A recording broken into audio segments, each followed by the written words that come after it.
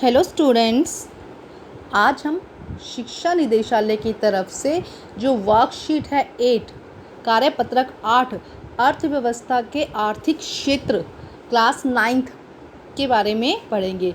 इस वीडियो के अंत में हम ये प्रश्न उत्तर भी करेंगे जो यहाँ पे दिए गए हैं, लेकिन उससे पहले हम इस पूरे वर्कशीट को समझने की कोशिश करते हैं।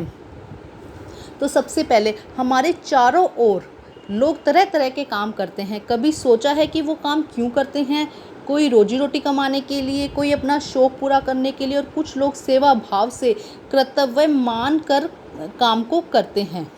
अब यहाँ पे ये क्या कह रहे हैं कि हमारे चारों ओर हर तरफ जो लोग हैं वो कोई ना कोई काम ज़रूर करते हैं, लेकिन वो ये काम क्यों करते हैं? तो कोई अपनी रोजी रोटी कमाने के लिए, अपने परिवार को चलाने के लिए, कोई अपना शौक़ पूरा करने के लिए, कोई लोगों की सिर्फ सेवा करने के भाव से, या कुछ लोग कर्तव्य मानकर ये काम करते हैं।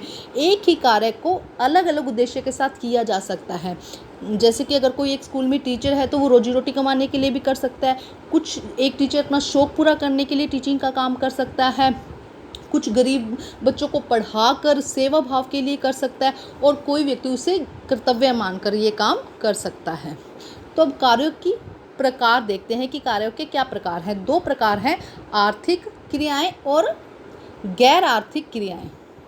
कार्यों के प्रकार कितने टाइप के हुए? 2, आर्थिक क्रियाएं और गैर आर्थिक क्रियाएं। तो नंबर पहला हम देखते हैं कि आर्थिक क्रियाएं। जिन कार्यों का उद्देश्य धन प्राप्ति हो या जिनसे धन का आदान प्रदान हो, कुछ शुल्क दिया जाए या लिया जाए, उन सभी कार्यों को हम आर्थिक क्रियाएं कहते हैं।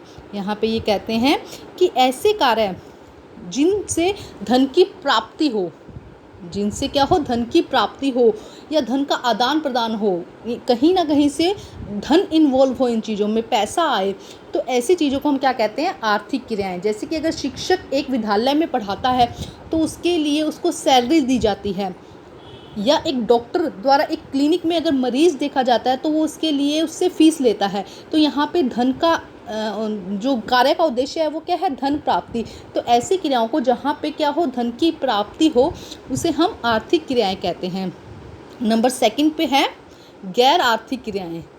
जिन कार्यों में किसी भी प्रकार का धन का लेन देन ना हो या उन्हें गैर आर्थिक क्रियाएं कहते हैं। ऐसा कार्य जिसके लिए पैसे ना देने पड़े, उसे हम क्या कहते हैं? गैर आर्थिक क्रियाएं। जैसे अगर एक शिक्षक द्वारा अपने घर में बच्चों को पढ़ाया जाए, अगर एक शिक्षक, एक टीचर अपने घर में किसी बच्चे को समझाने के लिए घर बुलाता है और उसके लिए वो कोई पैसा नहीं लेता है, तो उसे हम कहेंगे गैर आर्थिक क्रियाएं। ऐसे ही अगर एक डॉक्टर किसी गरीब को देखता है या अपने पिता को देखता है और उससे वो फीस नहीं लेता, वो सेवा भाव के लिए किया गया, यहाँ पैसे नहीं लिए गए, तो ऐसी क्रियाओं को जहाँ पे पैसे या धन का लेन देन नहीं होता है तो उसे हम कहते हैं गैर आर्थिक क्रियाएं। ठीक है। उसके बाद यहाँ पे कह रहे हैं 3rd में क्या है? कुछ आर्थिक क्रियाएं ऐसी होती है जिसमें वेतन के लिए, लाभ के लिए भुगतान होता है, इन्हें बाजार क्रियाएं कहा जाता है। तो आर्थिक क्रियाएं जिसमें क्या होता है? वेतन के लिए लाभ का भुगतान होता है, उसे हम क्या कहते हैं? बाजार क्रियाएं। जैसे कि सरकारी सेवा, जितनी भी सरकारी सेवाएं हैं वो क्या आ जाएंगी? किसके अंदर आ जाएंगी? कि वहाँ पे सेवा की जाती है, कुछ वहाँ पे अपना काम किया जाता है और उसके बदले में आपको क्या मिलता है? उसके बदले में आपको क्या मिलता है? धन मिलता है। तो कुछ आर्थिक क्रियाएं ऐसी होती है जहाँ पे क्या होता है? बाजार के लिए काम किया जाता है। सरकारी सेवाएं भी इसके अंदर शामिल होती हैं। और कुछ उत्पादन स्वयं या अपने परिवार के लिए किया जाता है, उसे गैर बाजार क्रियाएं कहा जाता है। जब सरकार के लिए किया जाता है तो उसे सरकार बाजार क्रियाएं कह देते हैं, और जब स्वयं के लिए किया जाता है तो उसे हम कहते हैं गैर बाजार क्रियाएं। अब अर्थव्यवस्था के क्षेत्रक, अब हम पढ़ते हैं अर्थव्यवस्था के क्षेत्रक। तो 3 टाइप है इसका, प्राथमिक क्षेत्रक, द्वितीयक क्षेत्रक और तृतीयक क्षेत्रक। अर्थव्यवस्था जो है उसके 3 क्षेत्र हैं, तो इनके बारे में अब हम पढ़ेंगे। तो नंबर 1, प्राथमिक क्षेत्रक। हमारे कुछ काम सीधे सीधे प्रकृति से जुड़े होते हैं, इन्हें प्राकृतिक क्षेत्रक के कार्य कहा जाता है। जैसे प्रकृति मतलब कि नेचर, जो हमें गॉड गिफ्टेड है, हमें जो गॉड ने दिया है, नेचर ने दिया है, उसे हम प्रकृति कहते हैं। तो जो कार्य सीधे सीधे प्रकृति से संबंधित है, जैसे कि कृषि करना, खेती करना, इसमें हमें बस बीज मिले हैं, उन्हें हमें बोना है, तो ये सीधा सीधा प्रकृति से संबंधित है। मधुमक्खी पालना, मधुमक्खी को पालना, मधुमक्खियाँ हैं नेचर में, उन्हें पालना, या लकड़ी काटना, लकड़ी नेचर ने दिया हमें उसे काटना, पशुपालन करना, ये सब किसके अंदर आता है? प्राकृतिक क्षेत्र के अंदर। तो ऐसे काम जो सीधे सीधे प्रकृति से जुड़े होते हैं, आप अपना दिमाग लगाइए और सोचिएगा इसके बारे में, जो सीधे सीधे प्रकृति से जुड़े होते हैं, जैसे खेती करना, कृषि, मधुमक्खी पालना, पशुपालन करना, लकड़ी काटना, मछली पकड़ना, ये सब क्या आते हैं? प्राथमिक क्षेत्र के अंदर। इसके बाद सेकंड है द्वितीयक क्षेत्र या विनिर्माण। इसमें क्या आता है? प्रकृति में मिली हुई वस्तुओं में मानव अपने ज्ञान और कौशल से परिवर्तन कर कि उसे और अधिक उपयोगी बना देता है। जो प्रकृति से हमें बहुत सारी चीज़ें मिलती हैं, अगर उनका उपयोग करके मानव उसे और अच्छा बना दे, उसमें परिवर्तन कर ले, अपना ज्ञान उसके अंदर डाल के और उसे अच्छा बना दे, तो उसे हम क्या कहते हैं? द्वितीयक क्षेत्र किया, उसे हम क्या कहते हैं? विनिर्माणकारी क्षेत्र कहा जाता है। जैसे कि लकड़ी हमें नेचर ने दी है, लेकिन अगर एक कारीगर उसको काट कर उससे फर्नीचर बनाता है तो वो क्या हो जाएगा? द्वितीयक क्षेत्र। ऐसे ही जैसे कि दूध हमें नेचर से मिला है, दूध उससे अलग अलग मिठाइयाँ बनाई जाती है, तो वो क्या हो जाएगा? द्वितीयक क्षेत्र। मिट्टी हमें नेचर से मिली है, जब एक कारीगर उसे बुनकर उसे बहुत अच्छी बर्तन बना लेता है या मूर्तियाँ बना लेता है, तो वो क्या हो जाएगा? द्वितीयक क्षेत्र। अब हम बात करते हैं तृतीयक क्षेत्र की। सेवा, सभी प्रकार के कार्यों को भली प्रकार से करने और उनके उपयोग करने में अनेक सहायक सेवाएं भी महत्वपूर्ण भूमिका निभाती है।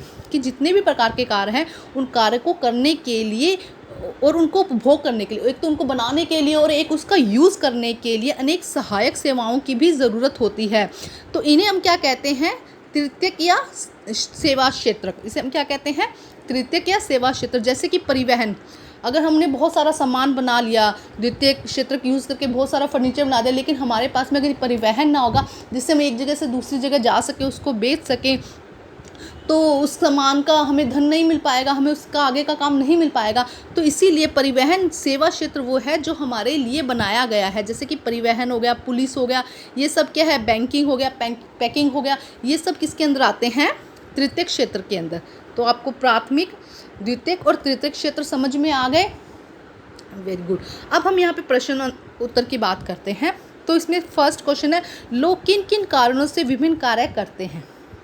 हमने अभी आगे पढ़ा था कि रोजी रोटी कमाने के लिए, अपना शौक पूरा करने के लिए, सेवा भाव के लिए या कर्तव्य मानकर लोग अलग अलग या विभिन्न कार्य करते हैं। सेकंड है, अपने आसपास में ऐसे 4 कार्यों के उदाहरण दीजिए, लिखिए, जो आर्थिक और अनार्थिक दोनों हो सकते हैं। जैसे कि एक टीचर पढ़ाने के पैसे भी ले सकता है और वो बच्चों को फ्री में पढ़ा भी सकता है। डॉक्टर मरीज़ को देखने के पैसे भी ले सकता है और सेवा भाव के लिए हो सकता है वो पैसे ना भी ले, तो ये दोनों ही बात हो जाएंगी। ऐसे ही 2 उदाहरण आप खुद देखिएगा। उसके बाद विनिर्माण व द्वितीयक क्षेत्र किस प्रकार वस्तुओं को उपयोगी बनाता है? विनिर्माण द्वितीयक क्षेत्र किस प्रकार वस्तुओं को उपयोगी बनाता है? मानव अपने ज्ञान और कौशल से प्रकृति में मिली हुई वस्तुओं को और अधिक उपयोगी बनाता है। इसके एक एग्जाम्पल भी दे दीजिएगा, यहाँ पे दिए गए हैं। उसके बाद तृतीयक क्षेत्र को सेवा क्षेत्र क्यों कहा जाता है? क्योंकि वो क्या करता है? सभी प्रकार के कार्यों को भली प्रकार से करने और उपभोग करने में अनेक सहायक सेवाओं की भी महत्वपूर्ण भूमिका होती है। इसीलिए इन्हें सेवा क्षेत्र कहा जाता है, क्योंकि इनके बिना जो बाकी दोनों प्रक्रिया हैं वो पूरी नहीं हो पाएंगी। ठीक है, तो इसीलिए इसको सेवा क्षेत्र भी कहा जाता है। तो स्टूडेंट्स, यहाँ हमारी ये वर्कशीट कंप्लीट होती है। Okay, thank you.